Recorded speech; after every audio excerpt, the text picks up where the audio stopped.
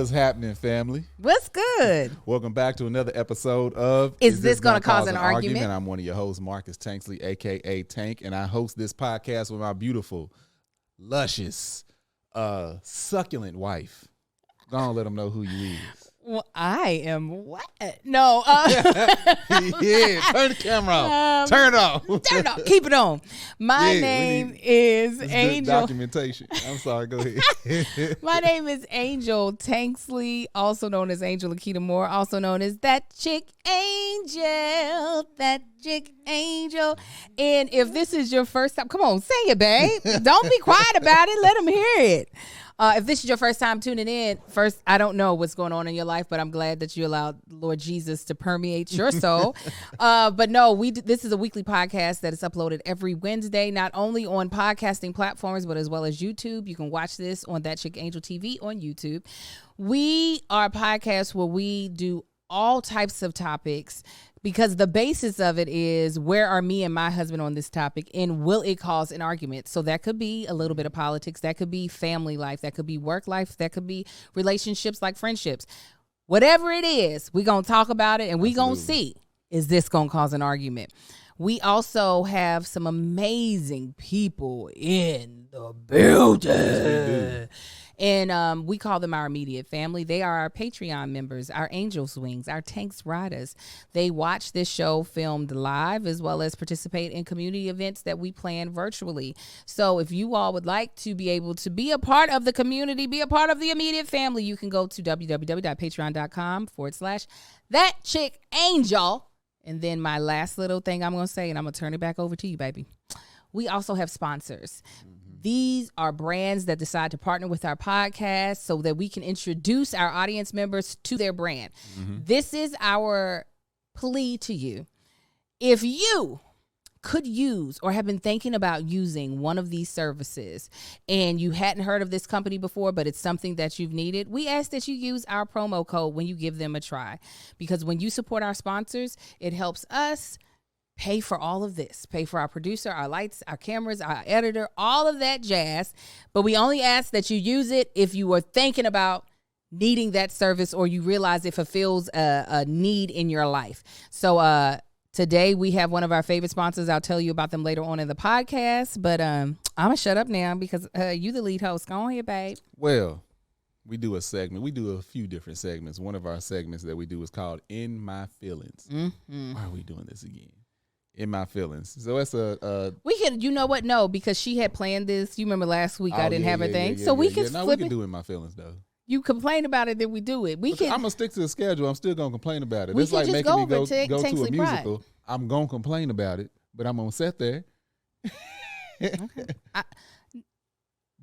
Do you want to do? Let's do Tanksley Pride. Pride. Okay. Yeah. Well, this is a segment that we call Tanksley Pride. Yeah, Tanksley Pride is a story or update or whatever it may be about one of our four boys. We have 4 children. They're all boys, and we call them the Tanksley Pride. And so what's your Tanksley Pride story? Did I talk about this on the last podcast? I don't think it would have been possible. I don't know. But my son, Marcus, is at his new school, and he is auditioning for their spring musical, or their fall, winter, whatever you want to call it, musical. And, you know, my son, he's not that he's bitten by the acting bug. He does enjoy it. He is not stage shy. He's really not. Like, he's been singing solos and stuff. I mean, you've had him doing it. Like, you've had him performing in front of people for like his whole life. I remember when he had to sing at church. I didn't know he had a solo though. He never even told that's it. True. Yeah. He just came out front and started. I was like, what? So yeah, I have had him though, used to being in front of an audience for a long time. He doesn't know what like stage fright is. I don't think he might get like slightly nervous, but not really. Like you asked him, he auditioned. He was like, were you nervous? He was like, no. He really didn't even know he had. He didn't even know about certain things until the audition. So most time for a musical theater audition, you sing, you might have a dance portion of the audition, and then you read lines from the play. He didn't even realize that was something that he was supposed to be doing, even though it was clearly on the sheet. he had the lines maybe a couple of minutes before, like was given the sheet a couple of minutes before he was supposed to go in. And he was like, I stumbled over a couple of words, but I think I did great. I was like, what? I'm trying not to kill this boy's confidence. Yeah, and then him and his cousin Victory done called us all excited. Oh, he's got this part. We're like, shut up. So we don't know what part he's we had. Don't know. We don't know what part he gets cast on Monday afternoon, which I'm sad because I won't be here. Yeah. And we do, like, I have made it a special thing to tell him about different roles that I've booked. And he either is genuinely excited or knows how to make his mom feel special. So I'm sad because I would love to be able to experience face-to-face with him, whatever the result is. Yeah. But, yeah. And somebody said he's a mean old lion. That was the song that he did to audition for this play. That's not they're not doing the Wiz or whatever. Yeah, they're not doing the Wiz. I'm not gonna say what they're doing as of yet. Once he books whatever he books, I might say he used that in the audition, like to show his talents. So I'm just super duper proud of him. He did not know that song, Mean Old Lion, until we got in the car. He learned it really fast.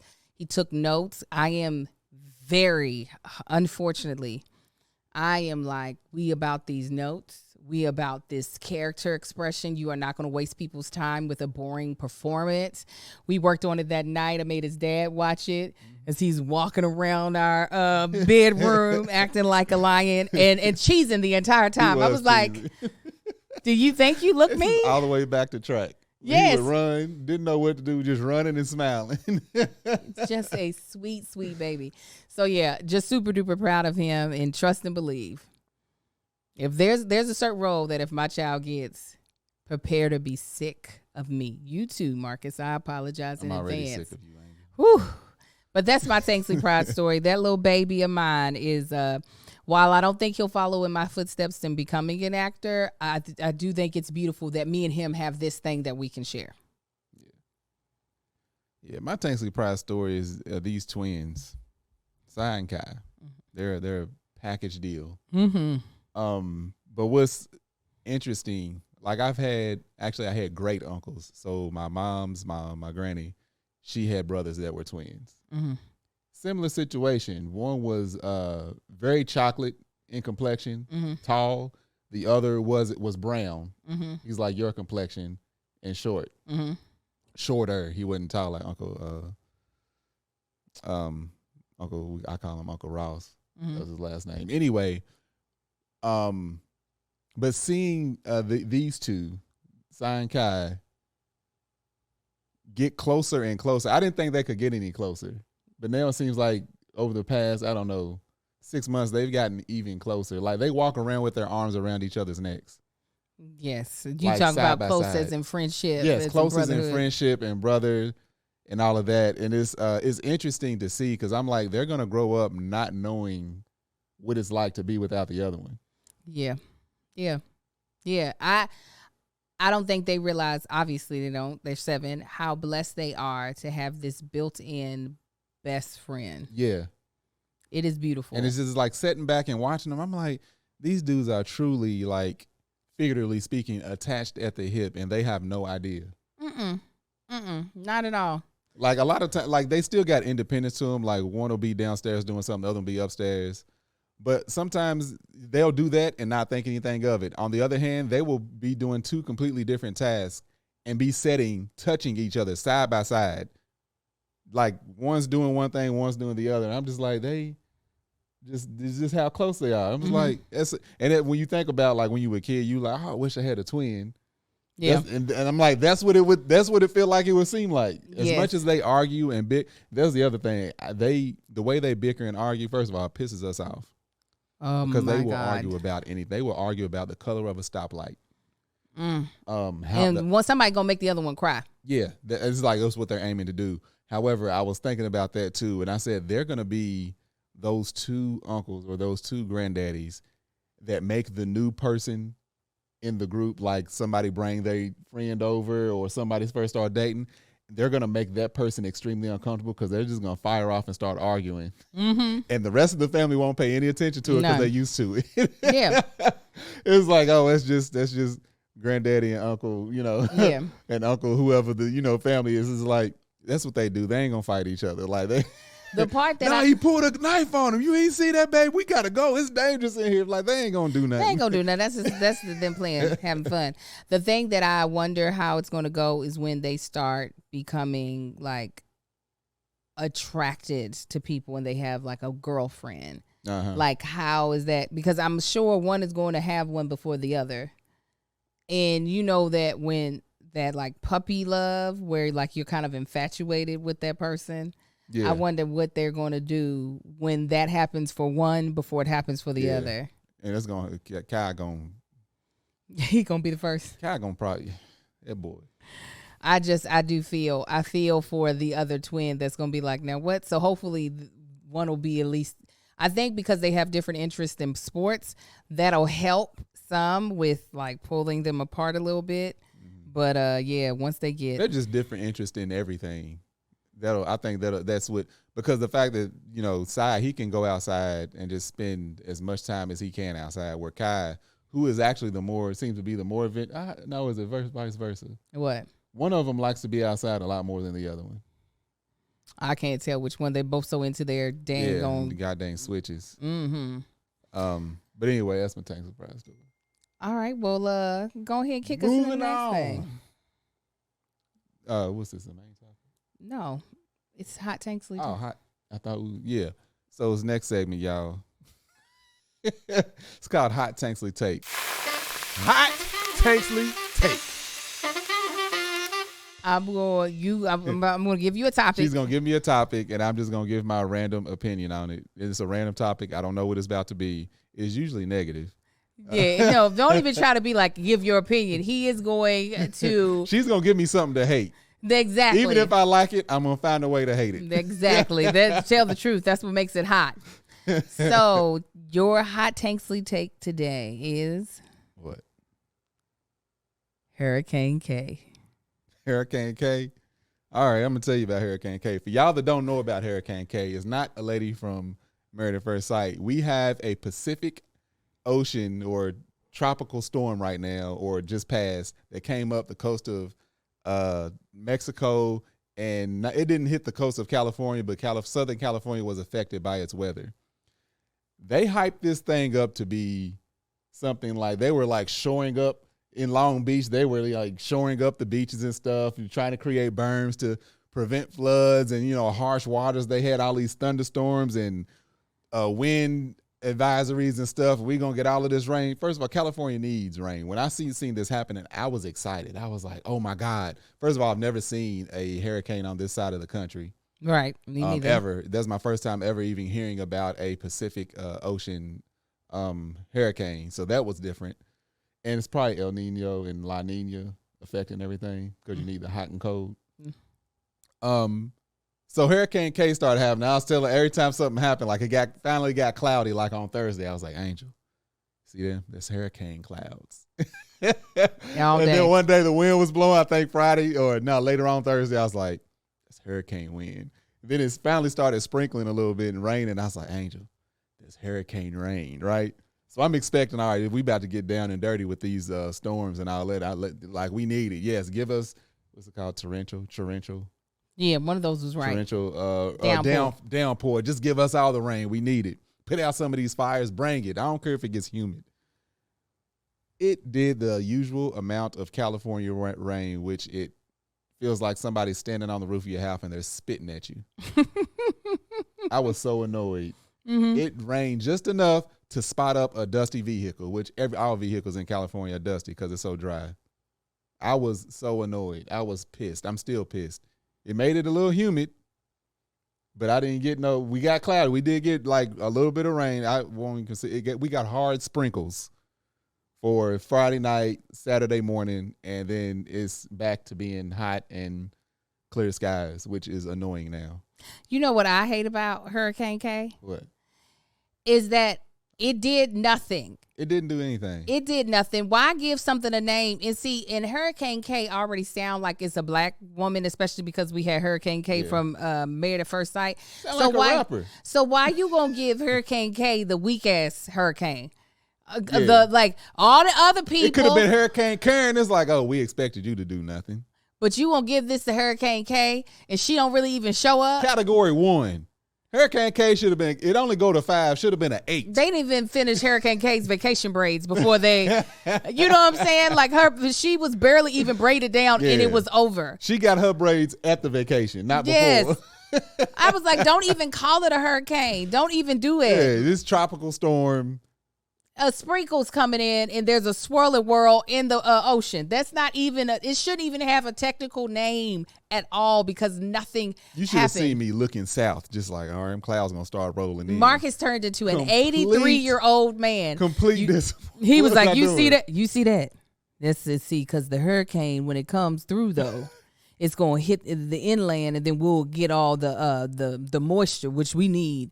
But because what's annoying is, like, out here, it's always clear. Unless it's, like, hazy or something, it's 9 times out of 10, 99% of the time, it's going to be clear blue skies.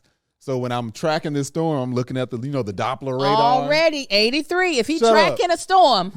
Tracking the storm, looking at the Doppler and all these different websites, and I'm like, oh, okay. So then I start seeing the clouds. I'm like, man, it's the clouds right there. I can see it rolling in. Cool. Nothing. That's what I hate about hurricanes. They turn my husband into a retired senior citizen. I had some glasses on and I was looking. He was eating oatmeal and drinking coffee, looking at warm a Doppler. Milk. I was like, what is this? She said, why you got a cane? Look, it's hurricane coming. I'm tracking it. My knee is acting up. Yeah. Hurricane's coming. Woo, you don't feel that low pressure in your joints? I was like, I can't. All weekend, I've had to listen to Hurricane K. That's my hot take on that, is that Hurricane K specifically made my husband into a geriatric man. First of all, I feel like a deacon up here wiping his sweat. Yeah, well, because we don't got no AC in here because we're shooting on a Sunday. A Sunday, excuse me. Why did I say Thursday? That's Sunday. hurricane brain. Shut up. Well, let me tell you about something that should be a downpour in your house, and that is... plates. Yes, every plate is our sponsor. But that's how I wanted to make sure we were on the same vibe. Okay, same wavelength. Y'all know we love a fantastic meal delivery service, right? Where you can get all of the things you need to put together a meal delivered right to your door. And y'all also know we love saving money, and that is why we love every plate. Fall is finally here, which means back to the routine, back to busy schedules, and back to the best time for a best money in time saving hack for weekend dinners, and that's Every Plate. If you think meal kits are too expensive, think again. Every Plate is 25% cheaper than grocery shopping. Don't turn to takeout when things get hectic. Instead, get Every Plate delivery. It's 58% cheaper than your average fast casual meal. You can always feel good about what you're eating. And what we specifically love about Every Plate is everything is already pre-portioned. So there's not a lot of guessing that you have to do. You'll know. It'll say you using 10 potatoes. And guess what they just sent you? 10 potatoes. There's no like, well, do I need 12 instead? Obviously, they have what might not be obvious for some of you all. They have a bunch of different plans to choose from, not only just for your family size, whether it's just you, and so you just need a box for 2 people so that you can have a great meal that night and maybe leftovers for lunch, or if you are a bigger family, they have a family of 4 so you can feed your entire family. But the other thing that they have that you can choose are the different menu options. They have quick and easy, meat and veggie, and family friendly. So you can try whatever you want without committing to a preference. So you can change it up if you want to. And get exactly what you want. Now you can swap proteins or sides or add a protein to a veggie dish to crush every craving. So for us, with Every Plate, if they were to recommend, say we're having the family-friendly meal plan and they recommend ground beef, we can always go in before the box has been shipped and change it, swap it to ground turkey because we don't eat beef or pork in our family. So this is what we want you to do. Well, no, sorry. Before I get to that, I apologize. Here's something that's also really that differentiates Every Plate from anybody else. The type of money you're going to save. For Every Plate, your first box, you would get each meal for about $1.49 per meal. Mm-hmm. That, I don't know. You can't beat that. Not even at a fast food restaurant. You won't get a meal that cheap. You can't even get a goddamn one of those little lunch meat little meals from the deli section for that's what I'm saying, for that much, for that cheap. So feeding your family. I love it, not only because it's so easy to use, but also because it's really expensive. And this is a time to save money. I get it. We starting to move towards the holidays, and this is when you start putting them coins away. So give them a try. So get your first box for just $1.49 per meal by going to everyplate.com and entering code ARGUE149. ARGUE149. Get started with Every Plate for just $1.49 per meal on your first box by going to everyplate.com and entering code ARGUE149. ARGUE149. That is Every Plate. And that's up to $110 value. Every Plate, America's, what is it? It's the most affordable meal kit. That's what they are. Hey. All right, Cheryl, let's go to the main topic. All right. Yeah, y'all. So y'all Erica said, Tank sweating like he just finished a good prayer in the sanctuary. I'm over here sweating like I just prayed the arthritis out of somebody. Yes, you did. But yeah, y'all. So in this building on Sundays, you can probably schedule for air, but it's probably extremely expensive. Yeah, so they just cut it off. Because they will have to turn on the entire system just for this office, and they will make you pay for it. They're not going to pay for that bill. But yeah, this is a Sunday, and no, there is not AC in this building on Sundays. Most commercial buildings do not have air unless if they do, somebody's paying for it separately. Well, here's our main topic. I love how you look at me like, We're going to talk about something that we saw in a BuzzFeed article, or that our producer saw in a BuzzFeed article. And it is 5 work-life balance tips. Mm-hmm. And Marcus, as you all know, has been out of the corporate America or 9-to-5 work life for a little over a year. I haven't lived in a 9-to-5 work life since I was in my 20s, but I still be working. So 9-to-5. We're 9-to-5. When we were living in the apartment, and I would do temp work. Oh, okay, yeah, you're right. I would clock in. I couldn't remember. Yeah, I was an admin. Mm-hmm. Okay, so tip number 1. Take time off even if you think you don't need it. I'm terrible at that. Yeah, a lot of people are. Just from recently, relative to most coming out of the corporate space, and even now as content creators, people don't realize that like they need to take time away, take time off. Like you got places in Europe where it's forced daily. Yeah. Like offices shut, what they call tea time. Mm-hmm. Or they got places they like mandatory lunches where like they will shut off people's electricity to make sure that they take time, because you're more productive when you take a break. No, this is not a break, because we're getting to that. We're talking about actual time off, like scheduling not to come into work. Yeah, that's true. Yeah, you got vacation days for a reason. I think it's hard to do it because if those vacation days do feel so finite, which they are, and so do your, so that's your PTO, so do your like health days as well. Well, no, because there's paid time off, and then there's, it's PTO paid time? Yeah, paid time. And then you have personal days, which aren't paid. I think the last 2 companies I worked for, it was the same thing, personal paid time. But you had a set amount, and then what does that go into after that? Some people, they may, depending on the situation and the relationship, they may start docking pay. I think a lot of people save those days for something that they don't expect, and it's hard to. I know for me, it's hard to think about. Okay, I'm going to use this for vacation days, but then sick leave is the other one that I couldn't think of. Oh, there's paid PTO and sick leave. Yeah.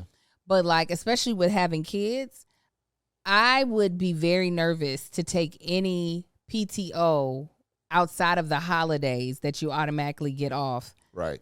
With the thought of, well, what if my child gets sick and I done used up all my days? I can't use up, it's just, I don't think they make it to where you feel comfortable to take them. No, they definitely don't make, because all companies preach this whole work-life balance and, family first and work-life balance, especially the last company I was with.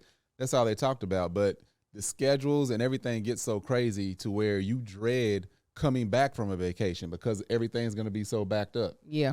And then like me and just like most people, especially before COVID hit, it was people were coming to work sick.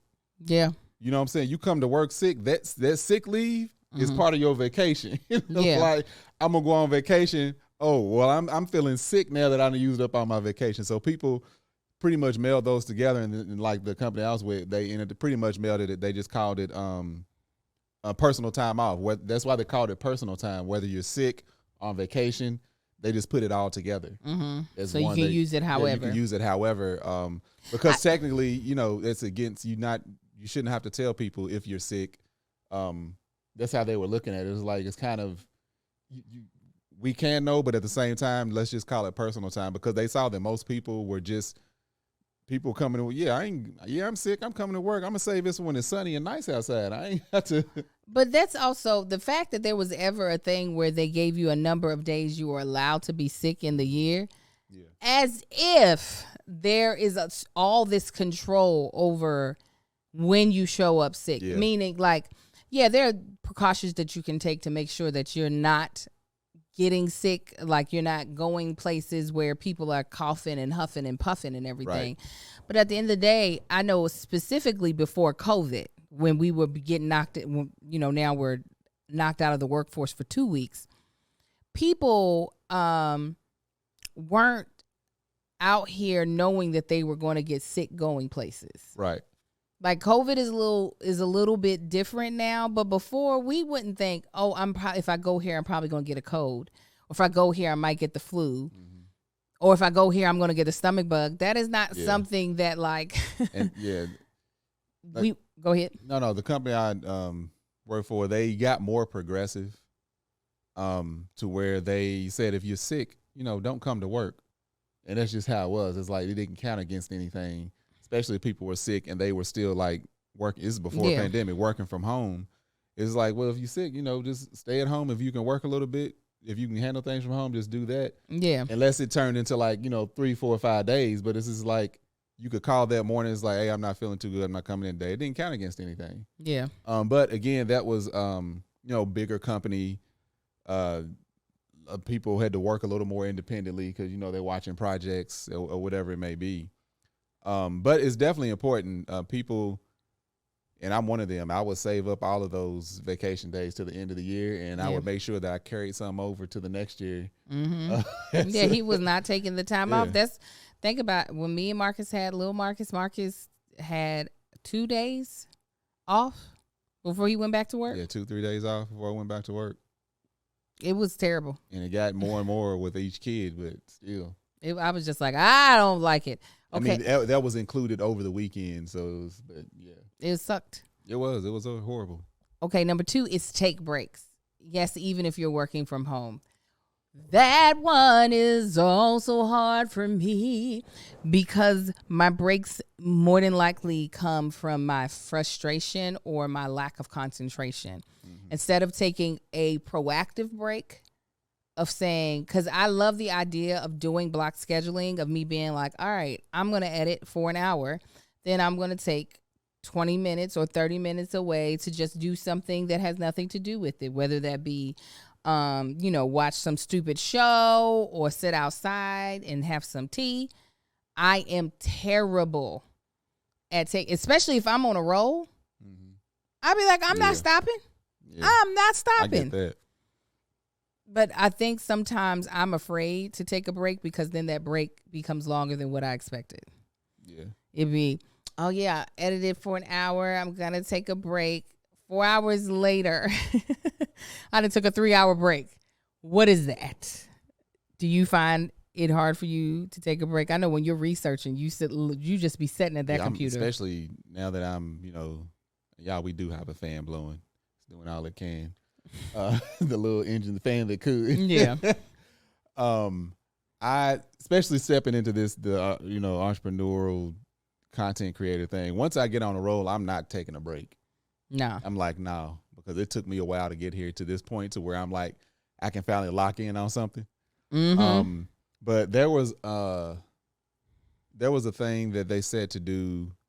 I think it was called the 320s or 20-20-20, to where if you're sitting down at a computer every 20 minutes, you need to back away and stare at something off in the distance for at least 20 seconds. Uh-huh. And then after doing that, I can't remember what the other 20 was, but it's like basically every 20 minutes or every other 20 minutes, like walk away, get up, walk around, and walk away for 20 seconds. It was like the 320s. I can't remember exactly what it was, but it's for people that are locked in front of a computer.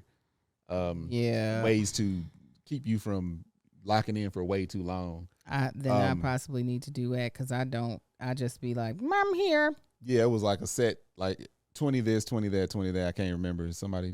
Have you ever tried that? I did it when I was in the office, working corporate. It's like every now and then I would.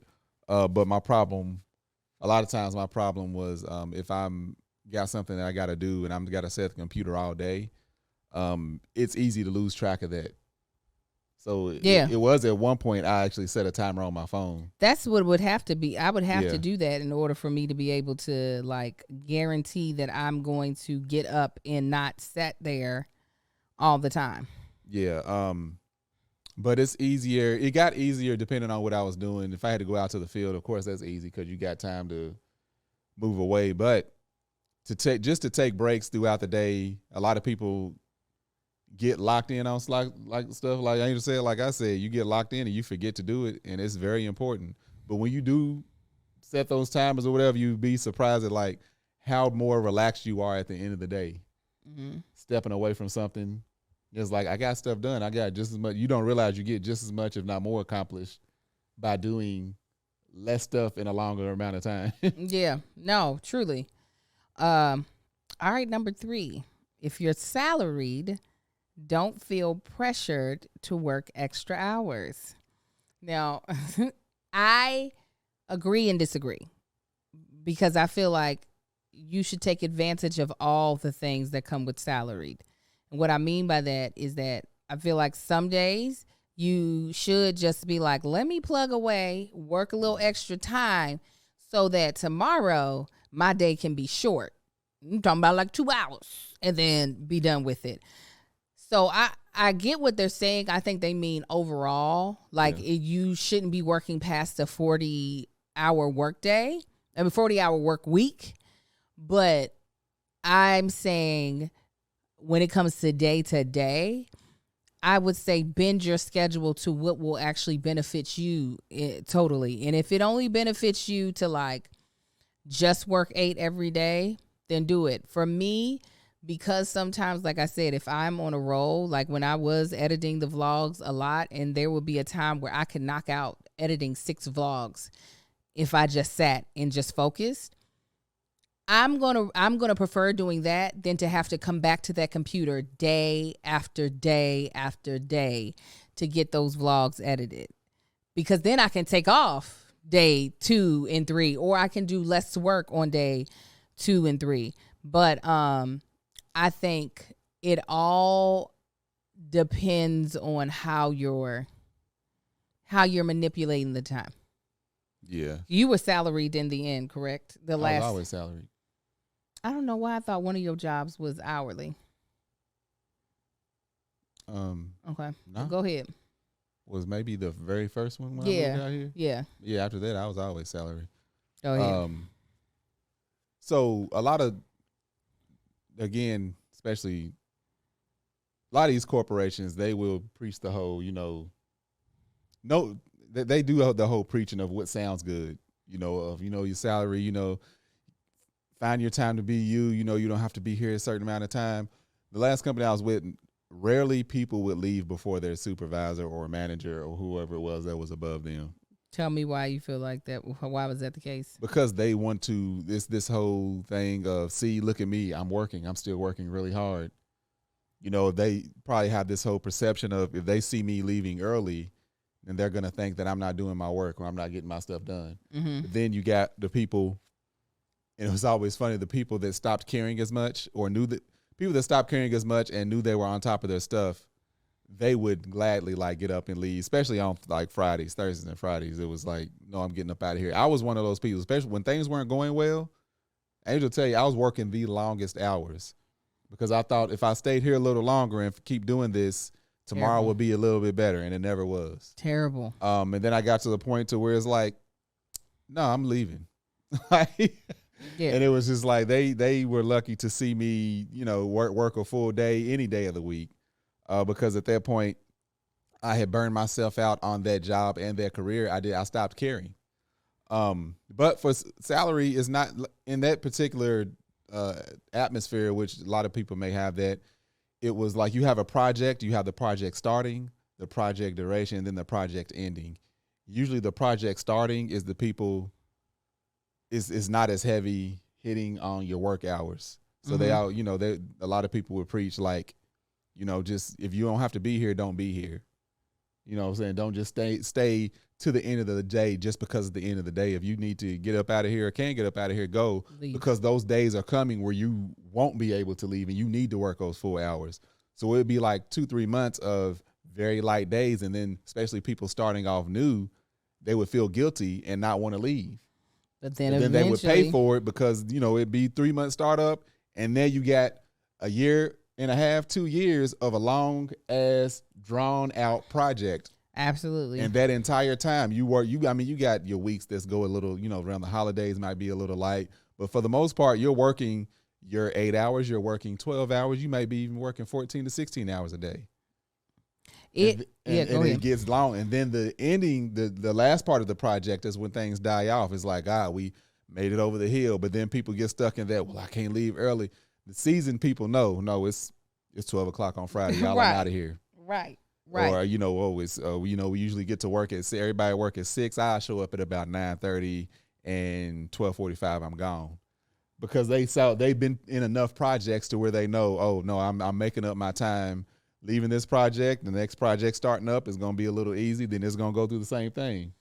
And the thing is, I watched my mother, who has gone back and forth between salaried and hourly, and I've watched her work an astronomical amount of hours. Yeah, I've watched her work 50, 60 hours in a week, all for her to still have to keep outputting that. Like, it never felt like it ever came to an end. So I fully agree with the fact that it's not something that you should feel like you have to do at all times. I feel like you should only do it if it's going to benefit you in the long run. All right, number 4, make sure your coworkers know that you shan't be checking work messages after hours. I got to the point to where I used to be like, I would come home and open my computer. Then it got to a point to where it's like, I'm not doing that anymore. Like I'll answer the phone if it's like that important, but most people everybody's gone. There's nothing to talk about. You're not at work. So why are you calling me about work? I think it definitely depends on your job. Yeah, it depends on your job. It definitely depends on your job. But me personally, I got to the point to where I said I would not open up my laptop anymore after work. And I even got to the point to where I disconnected the email, my work email, from my phone. Because I said I will not anymore, because I knew if it was on there, I had to do it for me. I knew if I could get to my email, I would open it up and I would start looking at emails. I'll start responding, and a lot of people, they just be at home. They loved their career so much. That's what they would do to relax. They would just sit at home and send out emails to people on nights, on the weekends. And it's just like not expecting a response. But then, I'm sitting there, ding, I'm like, oh, what is that? Oh yeah, no, he needs to know this. I'll check on that first thing in the morning. No.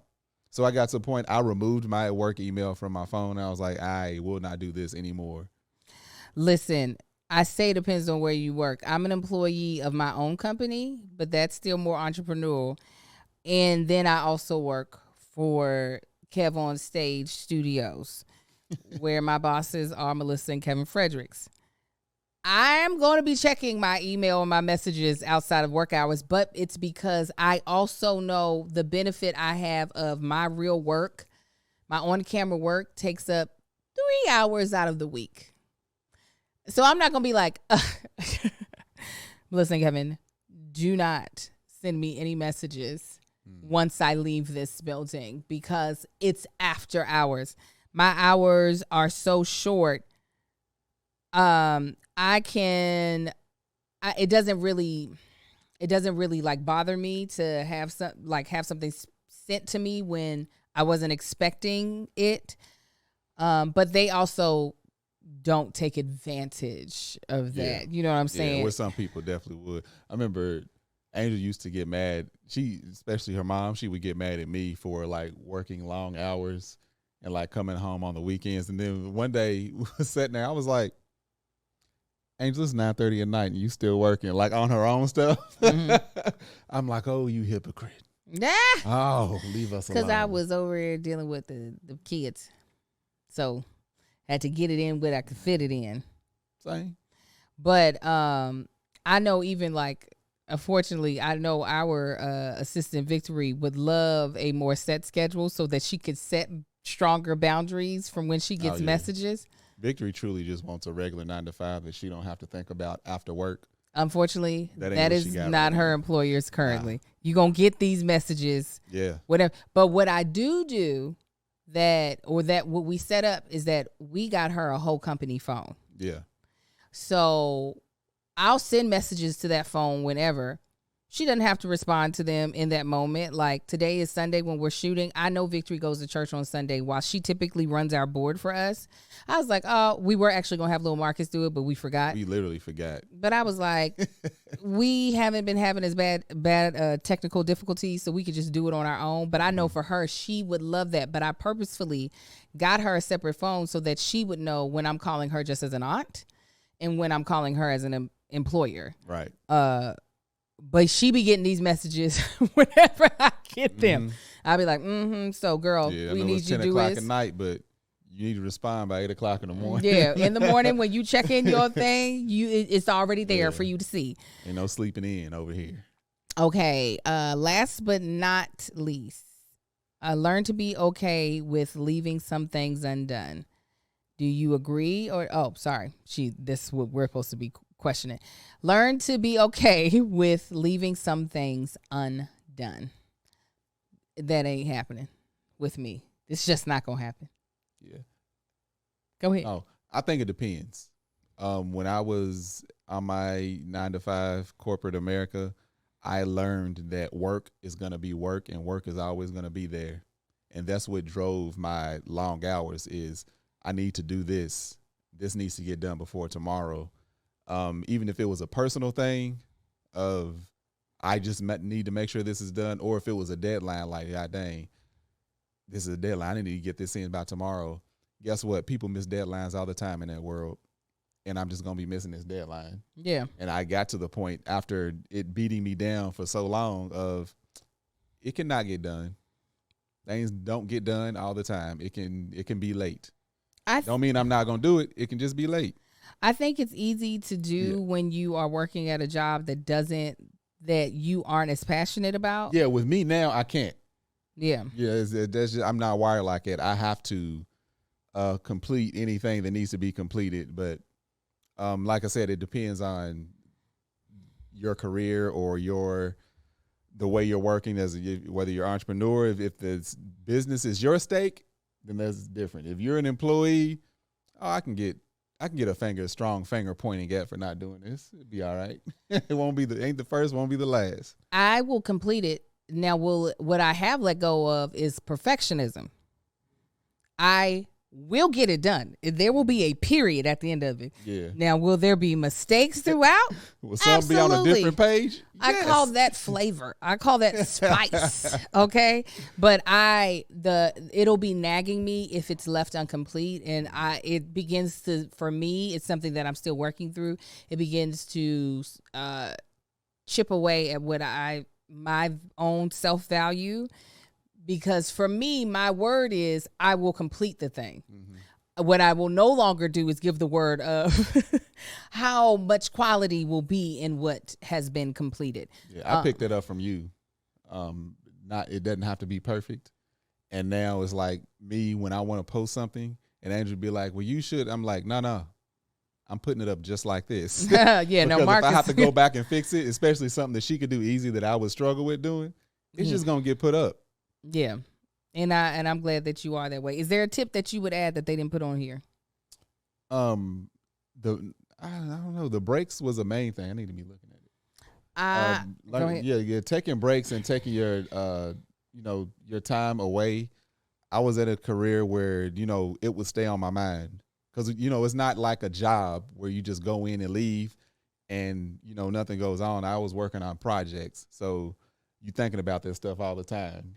You get off on Friday. It's just like, all right, Monday. It's not. It's constantly in your mind, in the back. It's on the back burner, but it's still there on the stove. Mm-hmm. Learning to mentally be able to disconnect is important when you have a job or a career like that. When it's not just punching the time clock, you're going in and doing your thing. Learning to literally mentally block all of that and turn it back on when you need to. The one tip I'll give, my therapist just gave me this past week, is if it's a job that feels like you have a lot of mundane or tedious tasks, like having something that can make you feel, to stimulate your brain so you feel like you're enjoying yourself a little bit more, whether that be listening to a podcast, listening to music, having the Real Housewives playing in your ears while you're doing whatever it is. Because I feel like nothing is good if you are hating the thing that you're doing. You know what I'm saying? It's not worth it. Understand the paycheck is important because we have to live, but doing things to help ease your brain so that you don't feel like you're just trying to get to 5 o'clock. Yeah. Doing something that kind of eases your whole mental state out of, I hate being here. If leaving there is not an option. Yeah. Having something that makes you something that you enjoy. Yeah. Yeah. Coinciding at the same time. All right, we have real quick audience question that was, I don't think we ever, listen, if we've answered this question before, so sorry. We're doing it again. It's from Adobe. And here it is. Well, hello. This is Adobe. I have a question. Do you have a rule that you see yourselves applying to a daughter, but you will not apply it to a son? Or do you have a rule you apply to a son that you will not apply to a daughter? Just wondering about that. I know you guys have all boys, but just wondering if you see yourself having a rule that will apply to your sons but not to your daughters, and vice versa. Just wondering. I feel like we've answered something like this if we didn't answer this specifically. Right. I would force my daughter to play some sort of sport. Mm-hmm. That is not necessarily something that my sons do have to play a sport, but the pressure would be even more so on her than what I do with Kai and Sai. I feel like society gives boys more opportunities to get into sports, to make it more interesting, where with girls, they do it kind of, but not really. Right. So it's not so much that the rule is different, it's just how I would enforce it. They would be able to feel the difference. Mm-hmm. And why? I had shared this on Here's the Thing once. There was a study that was shown that when you put your daughters in sports, they have a better outlook on their own body. They see it not just as what society sees it and how it becomes sexualized. They see the capabilities of their body. So they take more ownership of their body. So it would be to basically try to help offset that. Yeah. And is there a rule for my sons that I wouldn't, it's not that the rules are different. It's just things that I feel like have to be more emphasized, just because I know once they get out in the world, certain things are not emphasized or certain behaviors are encouraged for one gender than the other.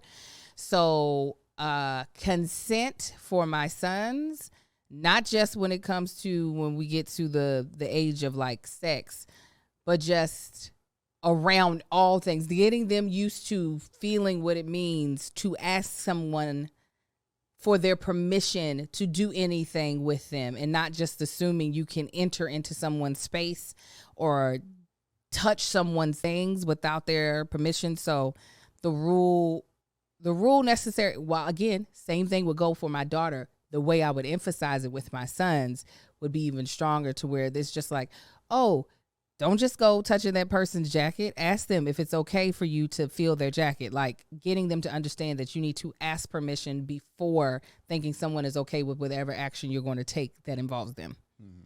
That's mine. I definitely agree with, but especially the one about the sports, because you've explained it. I didn't know if they had heard it before, and I would have never thought that had Angel not heard that or read it or whatever, however she got that information. With me, I would have to say it's a hard question. I don't know if I am a rule that I would have, because like right now I look at my boys. I'm gonna look at current situations, like when they're outside playing, they can do something like for lack of a better term, risky or dangerous. Not like life threatening, but they could do something kind of dangerous, and I'd be very slow to speak up. Versus if I had a little girl, I think I would speak up a lot quicker. Oh. I think I would. I don't know. Because especially if I had a bond with a little girl, I'm like, girl, go on and climb on the wall. You be all right. Yeah. I'm honestly thinking I would look at it like that. Because like when I see little girls, little cousins, a lot of friends, little I don't like stop them from doing something that I would see my boys doing that I would let them do. Yeah. And that's a difficult one. I'm looking on that aspect, and I like as I'm talking through it, I'm like, nah, I don't see that. In the dating world, I would probably caution my daughters to be a lot more cautious when meeting people. Versus your boys, you're like, listen, if you make it out, you'll be fine. Nah, it's not a thing, because the consent thing is extremely important. You gotta know, you gotta trust people that you're talking to and letting into your life. But even though it does happen, you don't hear about it as much as you do with little girls getting taken advantage of, is in their feelings getting hurt or heart getting broken, let alone something worse or whatever. So I think I would caution them to be more cautious, more so than what I would talk to my boys about. Just out here having my boys getting their hearts broken. No, they don't get their hearts broken. They'll still talk to them, but you know. Like, boy, you be all right. That's exactly. Come here, baby girl. You crying. I'm going to shoot that in his face. All right. Thank you, Adobe, for letting us answer that question for the second time, because we did answer it before. But okay. Oh, well, I liked it. I'm pretty sure we did. Let me know if I gave a different answer this time. You did. I did, too. All right, you guys. This has been another episode of this. Oh, sorry. I'm not the lead host. Go ahead, babe. Shut up. Now, thank y'all for tuning in. It's been another episode of This Is Gonna Cause an Argument. We greatly appreciate you tuning in. Make sure you like, subscribe, share, comment, post, download, all the jazziness. Check out our sponsor, Every Plate. Plates. Using our promo code ARGUE149, I do believe. Double check it in the description box. ARGUE149. And y'all can find me on Instagram at Marcus on the Gram, Facebook at Marcus on the Book, and TikTok at Tank Don't Talk. And you can find my beard and body butter called Man Shit. You can go to mansyt.com and check that out. Angel. You can find me at That Chick Angel everywhere. You view me everywhere. So until next time. Y'all have a good one, fam. Bye.